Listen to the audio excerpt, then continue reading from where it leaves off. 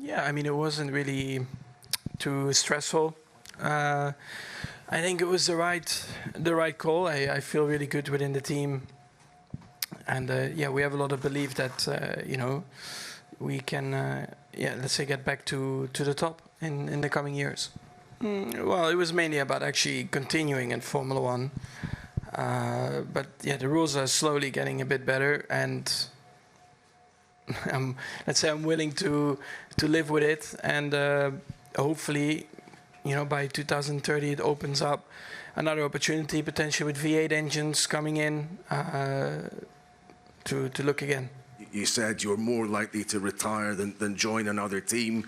Can I take it never got to the stage where your management presented any firm offers from other teams to you? And going on from that, what about Red Bull senior management, the likes of Oliver Minchslaff? What sort of role did they play in convincing you that they had the same ambitions for the team as the likes of, obviously, Helmut Marko had previously? Yeah, well, it's just very open, transparent discussions. I get on very well with Laurent, Oliver, the shareholders in general. They're all for me, this feels like one big family. So I'm just very, happy to be a part of that. And of course, over the last few months, you talk about the team moving forward, the coming years, plans, ideas. So it's always been, communicated to me in a very open way, and that's what I like. And I like what they're trying to achieve, and that's why I also, want to be part of it in the future. No other teams? Doesn't matter. Doesn't matter, does it? Well, not to me. So. Where are your thoughts as we head into the second half of the season? Are you coming in thinking, right, game on, title battle, or are your hopes and feelings and dreams a little more mild? Where are you with your thoughts on the title battle? Definitely not mild. I'm super focused. I've spent 3 weeks training, so just in the best shape that I've ever been in my mid-season. So I feel great going into the second half. What can you look forward to, not just here, but in the future, both on the car and the engine side as well? Well, I think hopefully we're going to continue to progress in development. The team are working really hard, and I think we've got our first little step this weekend, which I'm really grateful for, because everyone just, they're under a huge amount of pressure to continue to bring parts, as every team is. But we are going in the right direction with the car. Obviously, Mercedes are still the leaders. McLaren are now up in there, and obviously Red Bull now super quick. So it's like 4 teams that are all very close. So, but we just focus on doing our job the best we can. Half a season behind us, you arrive here with a 50-point advantage in the championship. Could you ever have imagined it being that big at this point? And take us into your mind heading into the second half of the season. Yeah, no, I wouldn't have imagined, but definitely was the best way to go into summer break. Not really because of the gap, but just because, all in all, was a strong way to finish the first half. And but now, obviously, we're back, and it's so good to be back. Honestly, I'm really excited and looking forward. And it's going to be very intense second half of the season, but I'm ready. I'm looking forward to the challenge, and hopefully it's going to be a great one. Thank you. Hello, Kimi. Toto told us that I don't want to make Kimi the favorite of the championship, but you are a so solid leader. You have proven so much maturity. It's nearly impossible not to think about it. So how will you manage that? Yeah, I mean, I know the expectations are very high, and but on my side, I just need to keep delivering the result, keep doing my job the best way I can, without worrying, about championship or anything like that. Of course, I don't want to go in the car driving thinking about championship or being afraid to do mistakes or stuff like that. Of course, there will be times where I might think more before doing something, but other than that, I just want to drive as free as possible and enjoy it all the way, and then we'll see where we end up at the end of the year. Are you going to miss this race, by the way? I think it's a great track. It's a shame to lose a track like this because from a driving standpoint, it's good fun. It's a good track, but hopefully I will have it back in the calendar at some point in the future. Yeah, Kimi, you're in a great position. I'm wondering, is the biggest threat to Kimi Antonelli, and if you can just keep your head, keep calm, keep the good people around you that are keeping you on a good level, will that give you a good chance of getting this job done? Yeah, of course. I think also we could say that one of my openings is also myself. That's why it's really important to keep having a solid solid mindset. Always have the focus in on the right things, and always go in the car with the right mindset, the good level of intensity, and then, as I said, keep working with the people that I trust, and keep also, in case I need them, also try to make the best use of it. So, of course, it's going to be a very intense second half, with a lot of triple headers, a lot of traveling, going in a lot of different places. But I'm really excited. I'm really looking forward to it, and I'm ready to embrace the challenge. And hopefully it's going to be a great second half. Max has re-signed, Max Verstappen with Red Bull. You've both been with one team a long time, or a driving programme a long time. Just wonder, in your case, Lando, whether there was ever any realistic prospect of Max joining McLaren. There was some talks. And for you, George, was it ever an irritation, the constant narrative, which is over now, of Max to Mercedes?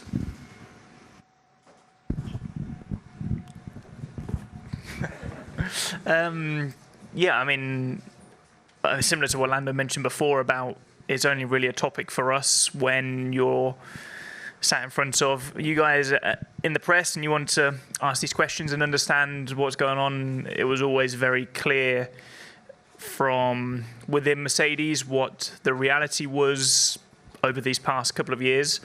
And, maybe that those conversations were slightly more public than the conversations, his team were having with the likes of McLaren or Ferrari or whoever else it may have been. So that's just the nature of the sport. Drivers talk with different teams talk with different drivers. Everyone has to just see what their cards are. But, yeah, my seat never felt under threat, and I felt 100% security with Toto and the team, and that obviously now continues. I never heard much more than what you guys did. So, I welcome anyone to be my teammate. Of course, a guy who's won as many world championships as he has, a guy who, is as talented as him. Would always be cool to have as a teammate one day. But I know Oscar's my teammate for quite a while yet. So I know nothing's changing. Well, Oscar, nice to see you. Hope you had a good summer break, first of all set for the second half. Some more upgrades for McLaren here. Yep. What can you tell us about those? And after the victory for the team in Hungary, are we going to see another in-season charge? I hope so. We've got a few more new bits. I'm expecting a lot of others to bring upgrades as well. Maybe not this weekend, but in the next few events. But obviously Hungary for the team was a good weekend in terms of pace. I feel like I've got some more answers on how Hungary could have been better on my side, which is good. But ready to go again. And it's a very similar kind of track in some ways in terms of corner speeds and just being tight and twisty here. So hopefully it can be another good weekend. Hi Oscar, how are you? You were just mentioning about winning races this year. The team won the last race in Hungary, first time in 2026. You won here last year. If you could repeat that, you know that right now you are tight in victories with Mark Webber. So if you could win just one more time like last year here, you would be in front of him. That would be a cool start. Yeah, it would be. I just want to try and win races for the sake of winning races, to be honest. But it was a good weekend here last year. If we can replicate that, then we'll be having a very good weekend. So let's see what we've got this weekend. But I think Hungary obviously was close to a victory on my side before things unravelled. So Hungary for another one. What are you going to miss the most about this race? Is that the old school layout with the bank corners, the orange fans, the candy that you get as a race winner? The trophy here is very cool, actually. Still a special place in your home? It doesn't yet, but it will once I have something built for it. That's cool, but I mean, just the circuit itself is very cool, very unforgiving, very old school. Maybe not the best for racing on, obviously, because it's very tight and narrow, but to drive a qualifying lap here as well is very, very cool. And the atmosphere is always good, even if most of the fans aren't for us. Different orange. It's not quite the right shade of orange, but no, it's a really cool circuit, cool location as well, and it'll be a shame to not come back. Yeah, very good break, very well needed break, I think, for me and for the team after what it's been a very tough first half of the season, where we've obviously fallen short of all the expectations. But yeah, I think for me, I said it 2 years ago when I said I'm committed to this project. I wanted to show also commitment. The team is going through a very difficult moment right now, and the last thing I wanted also is to keep people wondering or entertained whether I'm going to stay or not stay when I'm committed to a project, and when it's obviously not part of my character to jump ships or leave a project in the middle of a bad moment. Obviously, we all know and we all realize next year is super important for all of us. If we are serious about trying to get back to the top, we need to do a very clear step after the bump that we're hitting this year, and it's in everyone's minds an effort now to put the focus in 27 and see how we can turn this around. For me, it was just important to understand where we are, where we can be next year, and what are we doing behind the scenes that maybe you guys don't see to make sure what has happened this year doesn't happen again. I believe we've done and we're doing some interesting things in the background to make sure it doesn't. I still believe in the long-term vision of the team. It's clear that this year has delayed our project by quite a bit, and I just wanted to make sure that everything happening behind the scenes that will have an effect in the medium term, it's still happening, and we're doing everything we can to make sure it doesn't happen again. Yeah, it is. It was honestly quite simple. It was a quick conversation. We know where we are. We know we're not happy with where we are. But I've been a part of this project for a long time, and I do see this year as a blip. I think we have all the people back at the factory to bounce back, and we keep going. I spent a lot of time at Grove. I've moved my family house closer by, just so my commute's a little bit easier. So. I spent a long time here, got to know the people, the board, more and more, and it's no secret as well, we're struggling together. This is not just being selfish on this part. We're looking at this as a whole, and more energy, more effort being put to make sure this doesn't happen again. How are you feeling about your future? I know that this is around the time that you said you might be thinking about it. Any kind of update on that side of things? Yeah, no update. Let's see in the next few weeks or months. If I sit with the team, with Lawrence, with Adrian, we decide together what is the best for all of us, and make a decision. But before that, obviously, we need to race. There are quite a lot of races now coming in the next 2 months. We need to keep progressing on the car after the first step we made in Budapest. There is maybe more things to come, and taking a close look on that.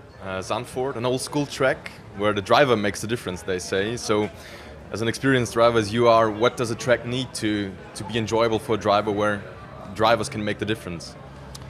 Yeah, it's old school, so there is not really run-off areas. Any mistake, you will pay the price. With a crash or with a stuck on the gravel. So we need to pay special attention this weekend, especially if it's wet. But no, there are not really any extra difficulty, let's say, on the track that the driver can make a huge difference. Maybe at the start, 10-3. You can play a little bit with different lines and so on, but apart of that, I think it's a straightforward weekend. The chassis upgrade obviously was a step forward, and now what kind of progress can you make from the engine upgrade, do you hope? And listen, if it is decent, surely that has to weigh on your mind in terms of next year. You wouldn't walk away from a potentially competitive car, would you? Well, I think in Budapest we had a very good news that the correlation on the chassis was good, and what we expected from the package we delivered on track, and we want to see some kind of similar thing here. What we saw on the dyno and the extra power hopefully on the engine is also delivered on track. So that will be definitely a positive thing, into the future. For me, obviously, it will be nice to see some clear path and understanding of our problems. But I'm not concerned about that. I think we will fix the problems. It's a matter of time. I don't think that anyone can, think that Honda will not produce a very good engine sooner or later. So I'm not concerned about that. It's just, try to sit with the team and decide together, what is the best for all of us. And it's not just about myself. It's what the team thinks is the best for all of us. Well, Gabby, nice to see you. Hope you had a good break, first of all. I guess also a chance to reflect on first half of the season. What were the kind of key takeaways for yourself and Audi? Takeaways that we have had the first half season quite decent, strong season so far. We started well, first race doing a good result, and then we had some ups and downs here and there, but we have been able to find our way and improve the car, improve our power units. So overall quite positive, but I'm looking forward to keep in that progress line and do an even better second half. Yeah, 3 points finishes on the bounce for the team. So does it feel like some real momentum is building now, and what do you want to see over this second half? Yeah, it's great to see the team scoring so many points in a row now. It's obviously positive because it means that we're doing something right and we are also going consistently in the right direction. It's not something about luck or something like that. So happy with that, and hopefully we're going to be able to keep this run up. And here in Zandvoort is a possibility, and let's see what we can do. Good luck. Welcome to one of those old school circuits. What do you think of this track? Old school, as you said. It's a different one. It's cool. It's fast, banking. It's interesting. You need to set up the car differently. You need to drive differently. So it's always good. It's also the final lap of this race, the last one. Unfortunately, yeah. Yeah? Are you sad about it? Yeah. I mean, it was a good track. It was very nice to be here. It's a country I really like. My girlfriend used to live here, even if she's Brazilian, so I always have a special place in my heart for this place. So this is half a home race for her? For her, yes. So you need to perform here, Gabi, for your Indeed. girlfriend. If you don't perform here, then you will hear from her. Exactly. When I go back home, she's gonna be sad, but she's gonna be happy because I'm gonna perform. Let's go. Yeah, points? Hopefully, yeah. That's the target, no? Okay. Thanks, mate. Hi Gabi, I hope you had a very good summer break. I'm from Greece. I saw that you were holding something that looked like a Freddo espresso, which is always in Greece. Were you in Greece, in fact? No, I was close to Greece. I was in Turkey. So I was there for holidays with some friends, family. It was very nice. Spent some good resting time. Well, everyone, Formula 1 is back, as we know, from the summer break. The Thursday at Zandvoort gave us the first proper look at the mood inside the paddock. And the biggest story, as all we know, is Max Verstappen. Just because the home hero arrived knowing this could be his final Dutch Grand Prix at Zandvoort, but the bigger news surrounding Max is his future. Verstappen has committed to Red Bull until 2030, but finally putting an end to months of speculation linking him with a possible move away from the team. Speaking around the paddock, Max appeared to relax. His focus now is simply performance. Red Bull hasn't had the session it wanted, but after showing signs of improvement before the break, the question is whether they can give Max a car capable of fighting for one final Zandvoort victory.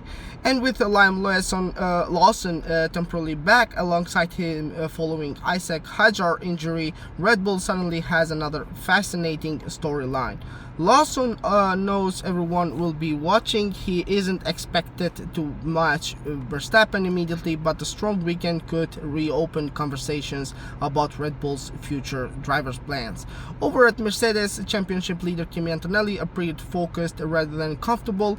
Mercedes still has the advantage, but Ferrari and McLaren were much stronger heading into the summer break. Russell carried a similar message. Nobody inside Mercedes appears to believe this championship is finished, particularly with rival teams continuing to bring upgrades.